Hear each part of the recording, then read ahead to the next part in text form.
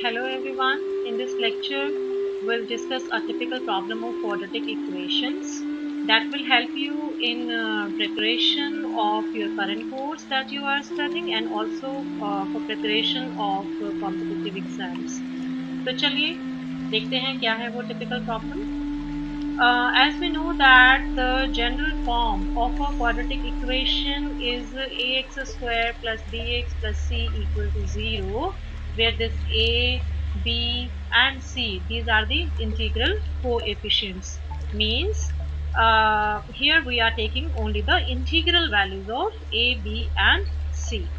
And the typical problem that we are going to discuss today is this one. P minus root q raised to ax square plus bx plus c minus 2 plus p plus root q raised to power ax square plus bx plus c is equal to 2 upon p minus root q.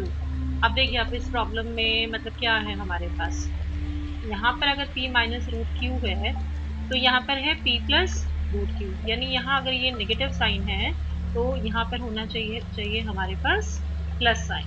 Okay, और यहाँ पर जो ये plus sign है इसकी जो पार है हमारे पास वो है ये quadratic expression x square plus b x plus c. और यहाँ पर जो ये नेगेटिव वाली टर्म है यहाँ पर जो पार है उसमें क्या डिफरेंस है, यहाँ पर जो भी पार है उससे यहाँ पर आपके पास दो कम होने चाहिए. Means you should have -2 of this par, right. तो एक तो ये डिफरेंस हुआ. और दूसरी बात राइट हैंड साइड में देखिए आप, न्यूमरेटर में आपके पास होना चाहिए 2 और न्यूमरेटर डिनोमिनेटर में आपके पास होगा p माइनस रूट क्यू. और यहाँ पर जो p और q हैं आपके उनमें भी हमारे पास रिलेशन है क्या कि ये जो p है आपका ये जो p है अगर इसका हम स्क्वायर करें और उसमें से 1 माइनस करें तो वो वैल्यू आपकी q के इक्वल आनी चाहिए, राइट.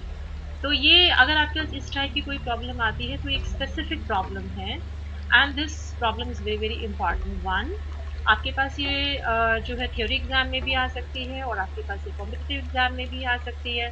तो इसको सॉल्व करने के आज हम दोनों तरीके देखेंगे, यानी अगर हमें कंप्लीट सॉल्यूशन करना हो इस प्रॉब्लम का तो हम कैसे करेंगे, और अगर हमें इसे कॉम्पिटिटिव एग्जाम में सॉल्व करना तो उसका शॉर्टकट मेथड क्या होगा, दोनों देखते हैं.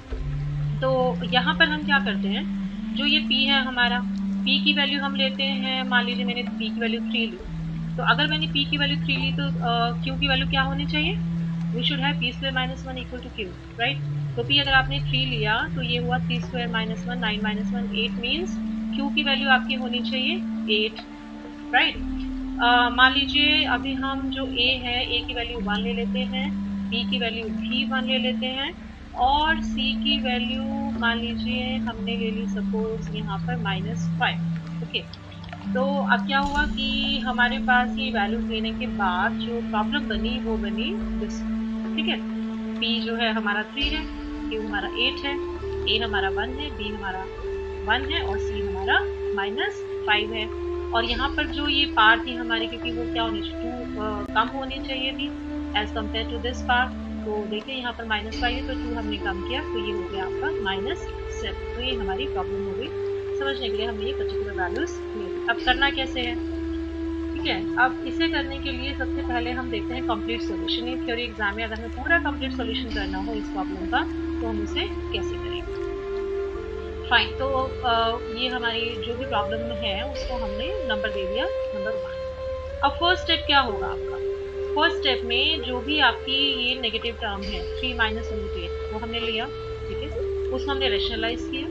रेशनलाइज करने का मतलब क्या कि ये अगर यहाँ देखिए यहाँ माइनस साइन है, यहाँ पर दिस माइनस साइन है तो आप यहाँ पर प्लस साइन देंगे 3 प्लस रूट 8, उसी से मल्टीप्लाई करेंगे उसी से आप डिवाइड कर देंगे.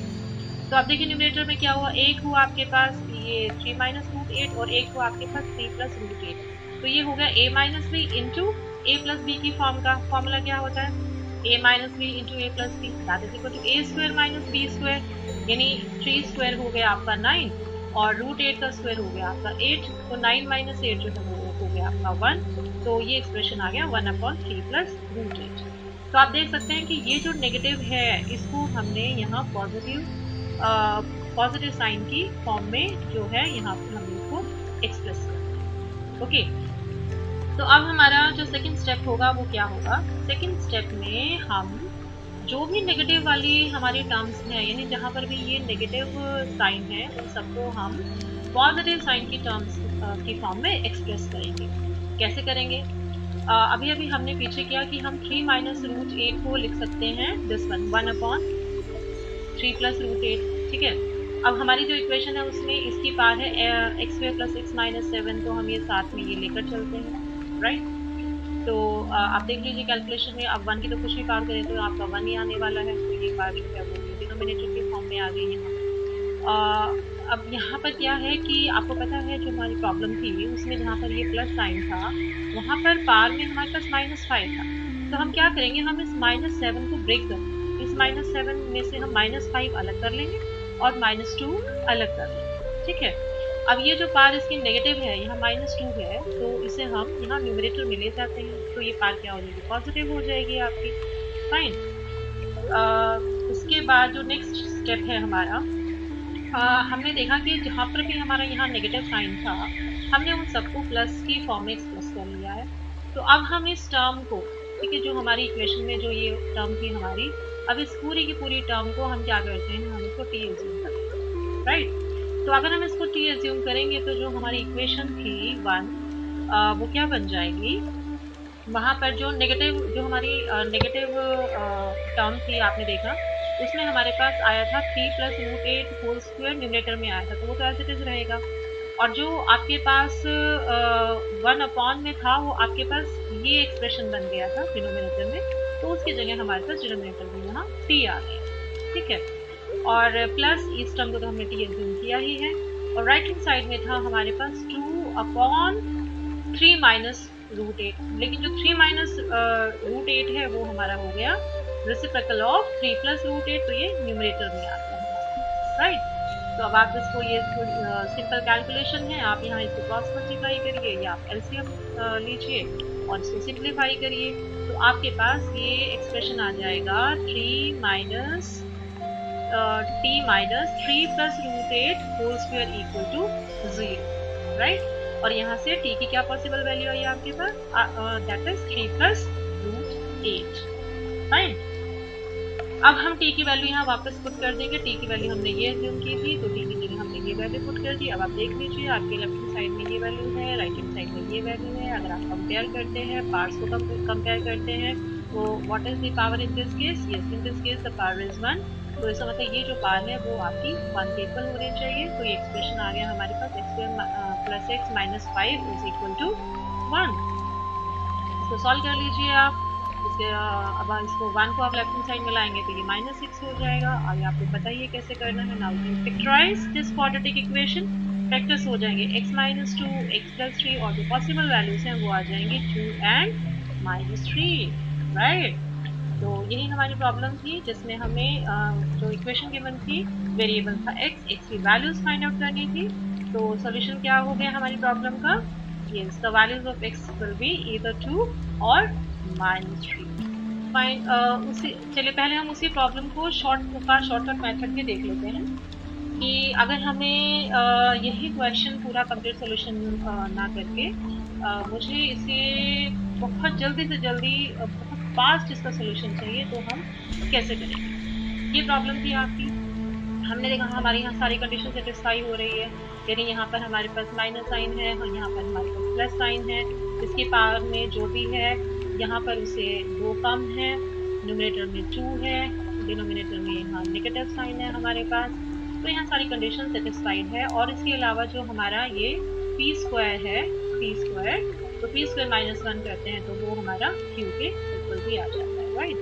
तो अगर ये सारी की सारी कंडीशंस आपके पास सेटिस्फाई होती हैं तो आपने क्या करना है, आपने ये जो आपका पॉजिटिव साइन वाली जो आपकी टर्म है उसकी जो भी पार है उसको आपने सीधा सीधा 1 के इक्वल पुट कर देना है, right. So you will put this part is equal to 1। बस अब क्या है, सिंपल, आप इसे सिंप्लीफाई करिए। ये हो गया आपका -6 आ गया यहाँ पर, इसको फैक्टराइज करिए आप और यहाँ से x की वैल्यूज निकाल लीजिए। Okay, so I think you can see this is clear now that how can we solve this question very fast using this method. Yeah, चल एक क्वेश्चन और लेते हैं, इसमें हम शॉर्टकट मेथड लगाएंगे. देखिए प्रॉब्लम है आपके पास ये. सबसे पहले हमने देखा कि ये जो दो के अलावा p की वैल्यू 2 है, तो अगर हम इसका स्क्वायर करें 4 बनेगा, 1 माइनस करें 3, जो कि हमारा इस q के इक्वल आ गया. ये सेटिस्फाई हो गया. अब यहाँ पर जो इस पॉजिटिव टर्मिनल जो इसकी पार है, यहाँ पर मैं अगर -2 कर दूँ तो क्या आएगा, -1. तो देखिए आप, तो इसका मतलब ये 2 टर्म है, ये भी सेटिस्फाई हो गया. न्यूमरेटर में हमारे पास 2 है और डिनोमिनेटर में हमारे पास नेगेटिव टर्म है. सारी कंडीशन सेटिस्फाई है. We can apply that method. तो क्या करेंगे हम उसके लिए, जो ये पार है आपकी, जो भी ये पार है, क्या करेंगे आप उसे सीधा सीधा इक्वल टू 1 पुट कर देंगे.